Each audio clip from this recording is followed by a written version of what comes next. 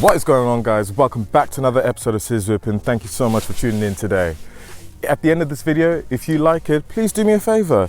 Give it a like, subscribe, comment, and share with your friends. All right? But anyway, in today's video, we've got an interesting car for you. It is the brand new BMW F40 1 Series, and more specifically, the 118i. The 1.5 litre 3-cylinder engine developing 138 horsepower and only going to 0 to 60 in about 11.5 seconds.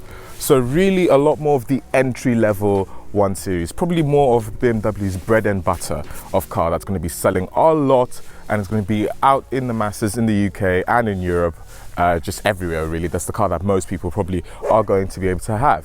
This car starts from £28,000 with options. This is the Sport model. It goes SE Sport and then M Sport, and it's finished in this really cool grey, metallic grey, which is nice. It's a good metallic color. You'd probably see a lot of 1 Series in this, both company cars and personal cars. But yeah, let's take you around this car. So as I mentioned, this comes with BMW's 1.5 litre 3-cylinder engine developing 138 horsepower. This specific car that I'm testing here is in a manual as well. And what can I say compared to the F20 and F21 series that it replaced? Well, we know with the previous generation, the F20 and F21, that came with rear-wheel drive. The engine was mounted vertically, and it was very much a big fan favorite, especially once we got into the M135i's and especially the M140. To this day, this car has been out now for over a year, and people still lust over the rear-wheel drive hatchback because it was the only one in its category that did rear-wheel drive. So people found that to be a bit more fun. BMW went against their usual rear-wheel drive or four-wheel drive by introducing this front-wheel drive. This 1 Series is actually the second car ever that BMW have ever produced that now does front-wheel drive. The first being the 2 Series Grand Tourer or Grand whatever, the MPV minibus looking 2 Series. That was the first.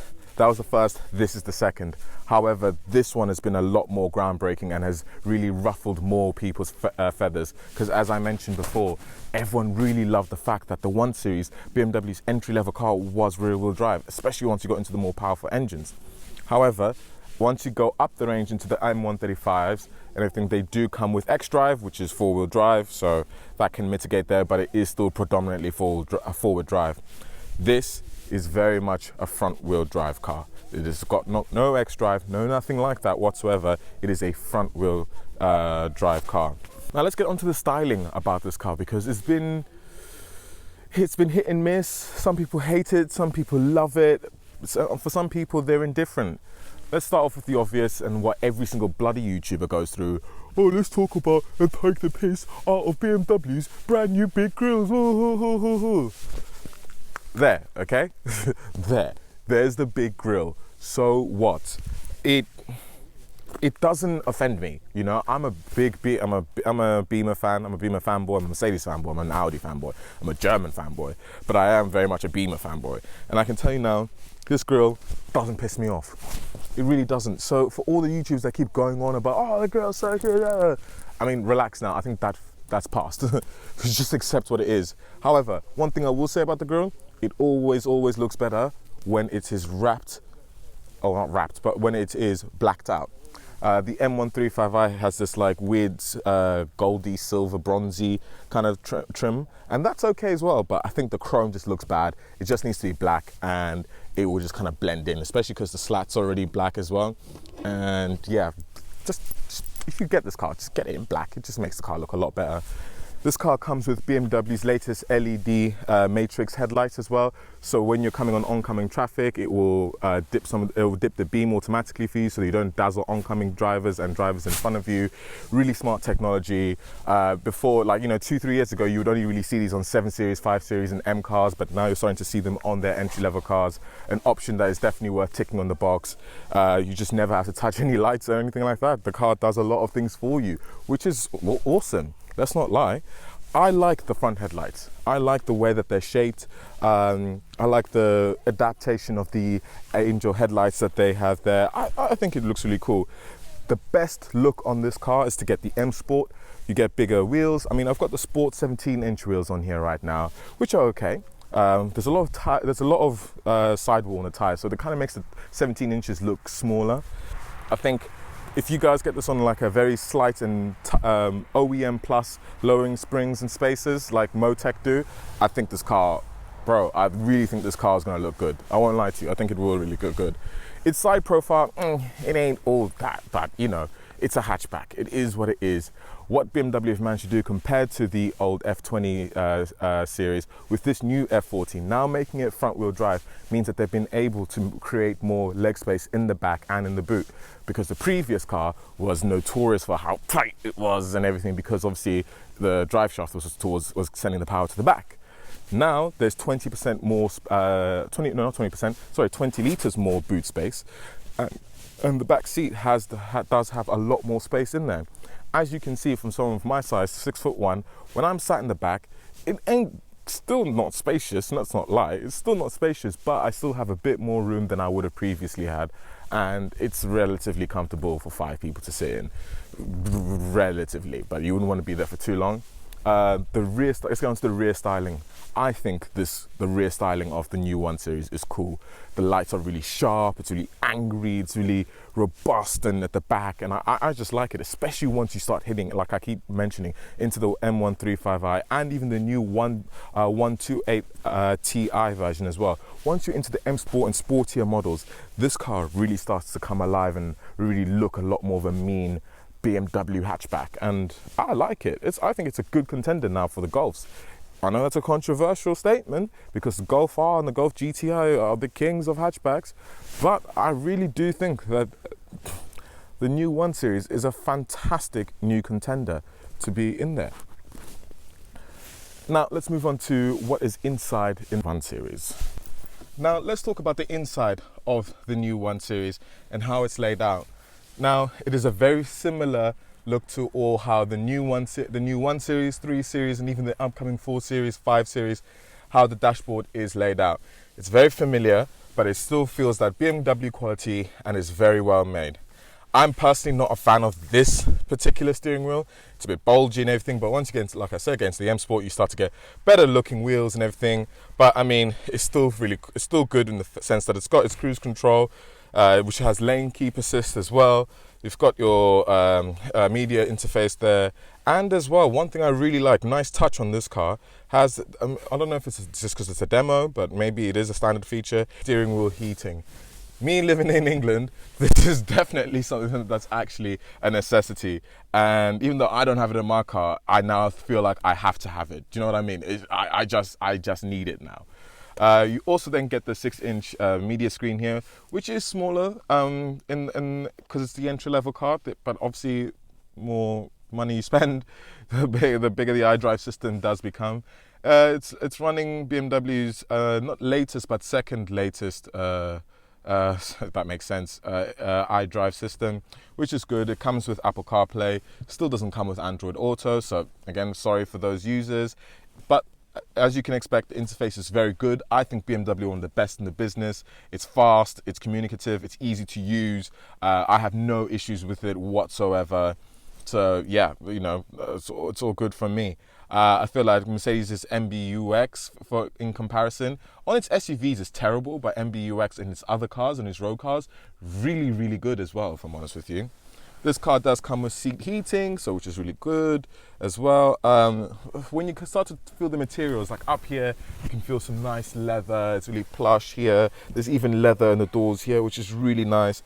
And metallic door handles, which is nice. But then you start to get a few plastically rubbish, you know, like you get some hard plastics over here. But it's not too bad for the buttons here, because you know the air conditioning's got these nice metallic buttons. It would have just been nicer for BMW to just finish everything there in that metal, but I get it, costs and everything. It's got a wireless charger. You've got a USB-C port over here, not USB-B port, sorry, over here. You've got 2 USB-Cs in the rear over here. You've got a wireless charger, as I mentioned, and down here you've got a USB-C charger as well. So at least, as you can see, everything's going to more USB-Cs, but at least in this car, which I'm happy about, you still get a traditional USB port there. tube cup holders. The seats themselves, this is made out of, I remember them saying this, there's a certain percentage of recycled material in it. And it doesn't look that nice, if I'm honest with you. However, comfort-wise, it's good. It's good comfort-wise. And, you know, recycling, saving the planet, those can never really be a bad thing. Enough of me talking now about what this car looks like on the outside, what it's like on the inside. Let's take it for a short little drive, and then I can conclude what I really think about this car.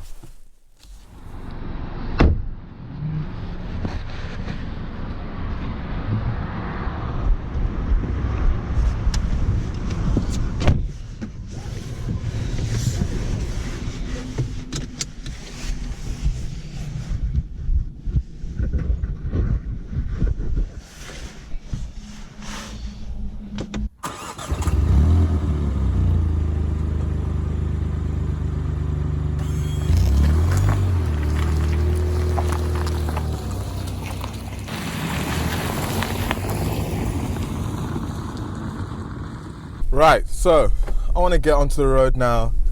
Just some quiet roads, you know, on a very crisp and cold.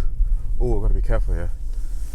Oh, crisp and cold December morning here in the south of England. So as I mentioned before, this car has a 3-cylinder, 1.5 litre engine developing 138 horsepower, going 0 to 60 in 11.5 seconds through a 6-speed manual gearbox. And this car is not going to give you any major thrills. Does it feel like a BMW though? Yes and no, if that's makes sense. Yes, in the sense that I feel like this engine doesn't feel like it's just going to skid up all the time. I feel relatively planted at very sensible speeds, and I don't feel like, you know, I don't feel totally like a slowpoke, especially when I'm on B roads or around town. This car has got some decent torque low down. It's nothing special, but it's decent, you get me?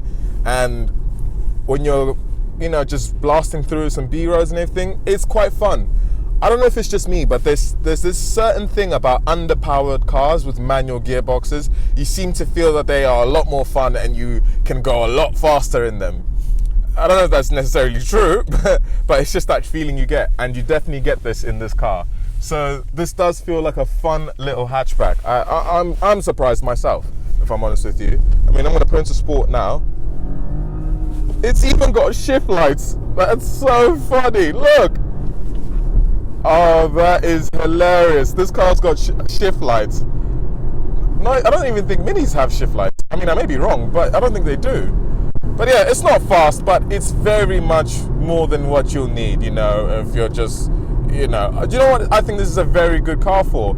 For people who have not just recently passed this. I'm not going to say this is a fantastic car for a first-time driver, because it's a very expensive car. It's almost a 30 grand car, do you know what I mean? But for people who live in cities, or people who just go about in town, or if you're a newer driver, because, you know, some people don't just pass at 17, some take their time because they don't need to necessarily drive straight away. But if you are a relatively new driver and you have the means to get this car, then this is a very good option. I personally would have it in an automatic. It just makes a lot more sense, but, you know, it is what it is.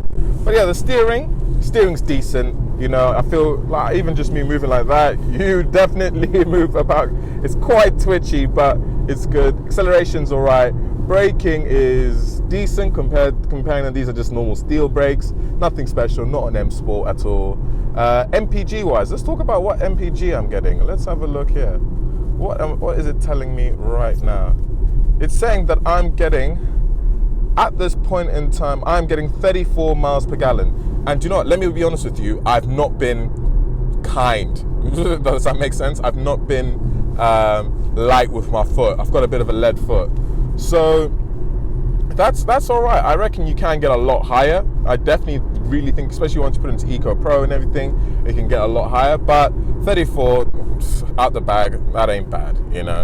that ain't bad. It's okay for a little 3-cylinder petrol, but its competitors do better.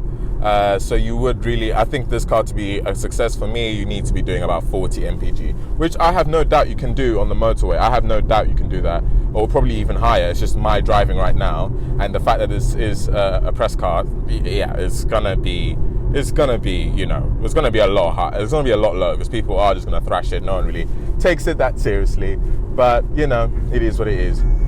But anyway, guys, I'm gonna leave it at that. Thank you so much for tuning in to another episode of Sis Whippin.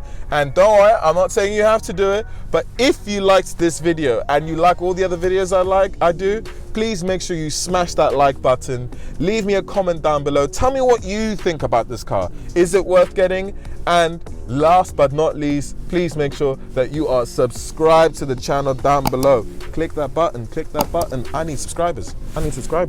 More subscribers, the more people take me seriously, and the more videos I can do, and the better cool cars I can get into. So if you want to be entertained, help me to help you.